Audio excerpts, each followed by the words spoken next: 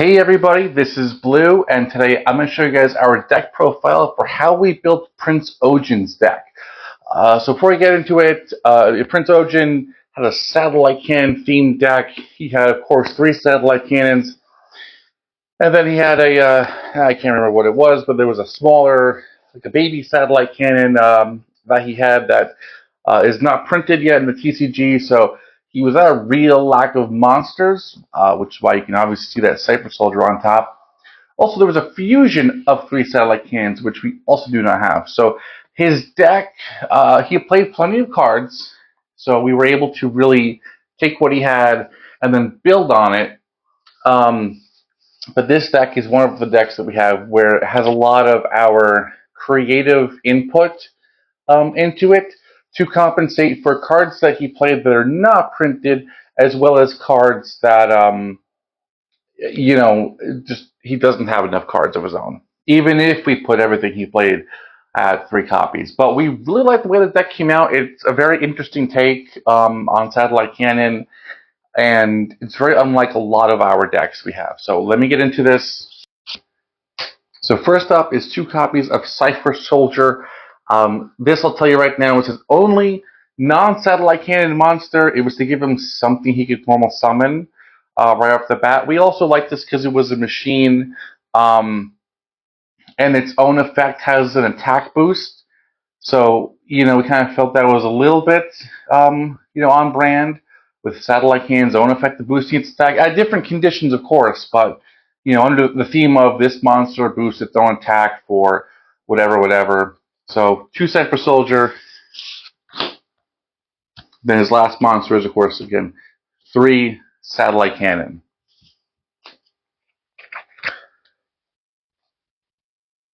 Into the spells. 3 Book of Moon. This was a card that we saw him use. It helps in his deck because it gives him a little bit of a defense by flipping down the opponent's monster. So, that's what this deck kind of works on, is either summoning satellite cannon or ways to protect itself until it summons satellite cannon. So we threw in 2 Clockwork Knight. We were so happy to have this card for Nesbit. And of course, when there's a real favorite card that we have, I wouldn't say that we look for other places where we can put it, but we do appreciate when we have a good card and we can find other uses for it. So it ending up in Ojin's deck was a nice touch. Actually, this is it helps the satellite cannons not have just 0 attack. It helps him hinder the opponent a little bit, while he gets going. And then there's another card later in this deck profile you'll see that works with the Clockwork Knight. So it's kind of a dual-purpose card. So moving on, 3 copies of Cost Down. I mean, obviously, it's a card that he used, and even if he didn't use it, we would have had to have thrown in. It's what helps make Satellite Cannon playable right from the start. 3 copies of Inferno Reckless Summon, so that if you do lose your satellite cannons, you can get them back. Again, the deck is really about swarming satellite cannon, boosting satellite cannon, or just holding off until getting satellite cannon. So 3 copies of Limited Removal to juice up satellite cannon. There was a card called Charge, which would give you 2,000 points on a satellite cannon. They don't print that, so all we have is Limited Removal to boost up satellite cannon. So the problem is that we can only boost it if it already has attack power. Charge gave it attack power if it had nothing. So, maybe one day we'll get a little bit more support for satellite cannon. Even though it's a very obscure card to even have support, it was Lecter's big thing, and then Ojin took it, and otherwise, though, it doesn't. I don't know if it stands out too much. I always loved it. I thought it was a really cool card. I'm happy to have, this deck. That was kind of one of the reasons we pushed to make Ojin's deck, besides the fact that he was a very relevant character to the finale of the show. I was like, yeah, I'd love to have a satellite cannon deck. 3 copies of Machine Duplication, so again, reinforcing the satellite cannon swarm. So you get 1, now you get all 3. A copy of Monster Reborn to help recover Satellite Cannon. 2, MST. This helps him, try to maybe keep some field advantage. Because again, the deck is still very vulnerable. Because you can't search the Satellite Cannon without having a Satellite Cannon. So, having stuff like, the Book of Moon, the MST, really just kind of help him navigate, the opponent's cards until he gets into a place where he could summon Satellite Cannon. 2 copy of Pogri. This is one of very few times we give a character 2. Again, the way this deck runs, really revolving around having at least a Satellite Cannon. We felt that 2 Pogri was a good decision. We said generally we don't like to give 2 to a character. We like to give just about any character draw power, but 2 Pogri is reserved for characters where their decks are very, fragile or situational. And that second one really could make a difference. So, here, system down. This is a big factor of why we threw in Clockwork Knight, because when you have Clockwork Knight, not only does it weaken the opponent's machine monsters, but it also sets you up for system down to help clear the opponent's field. So that goes into what I've been saying about having this deck navigate the challenges, hitting the opponent or stopping the opponent while it builds up Satellite Cannon by getting to the Satellite Cannon, building up the attack. There's also a little bit of a hidden meaning with this, because kind of the whole thing was Prince Ojin had the satellite, the real satellite, that they were going to use to distribute the light of destruction, or satellite space cannon laser was going to wipe out all of life. Either way, satellite in space, in the real world, bad.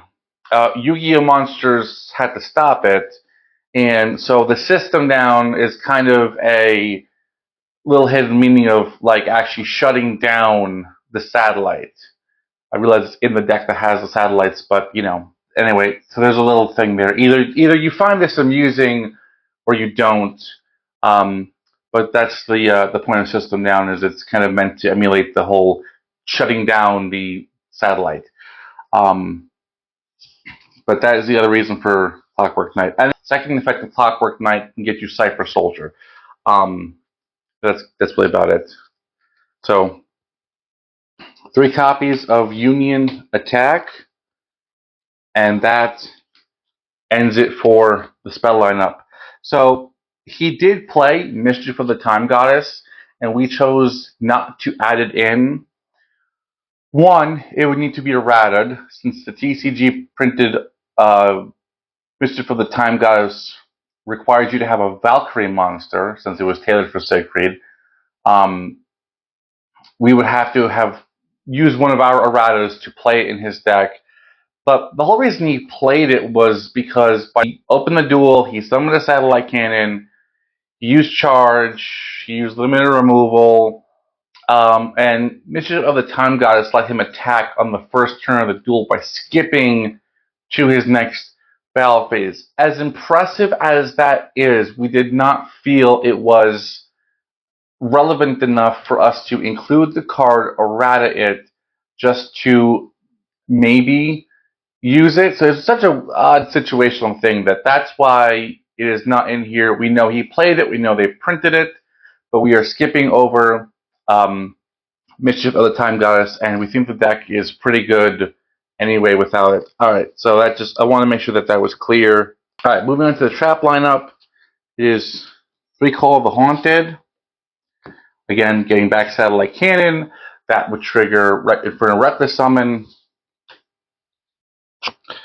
3 copies of Negate Attack. So I know Negate Attack was like a signature card of Kata, but we throw it into a lot of our decks because, it's a good defensive card.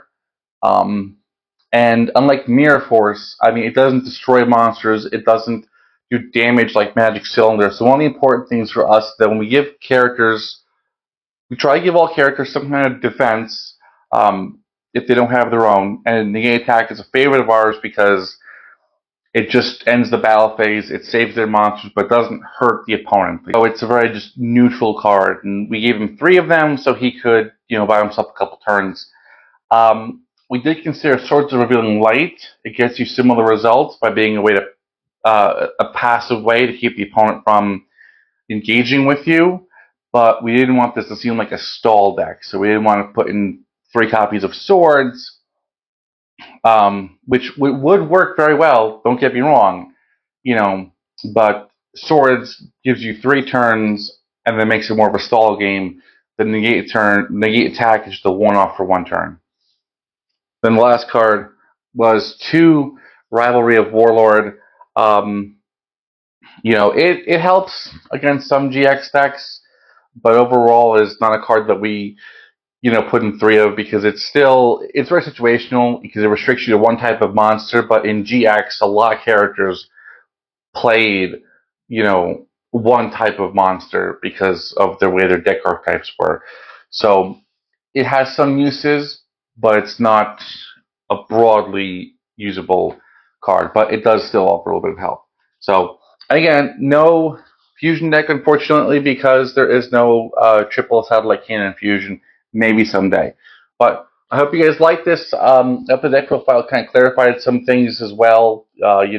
This deck was not easy to build, and but we liked where it got to.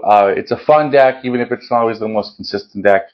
Don't forget to hit that notification bell so that you stay updated with all of our recent newest content. Don't forget to like, comment, and subscribe. See you guys. Thank you guys so much for checking out that video. And if you like this, we have more than 100 different character decks on our channel. So check out those for more of the same awesome content. And if you're new to the channel, make sure you subscribe and click the notification bell so you'll get notified every time we have a new upload.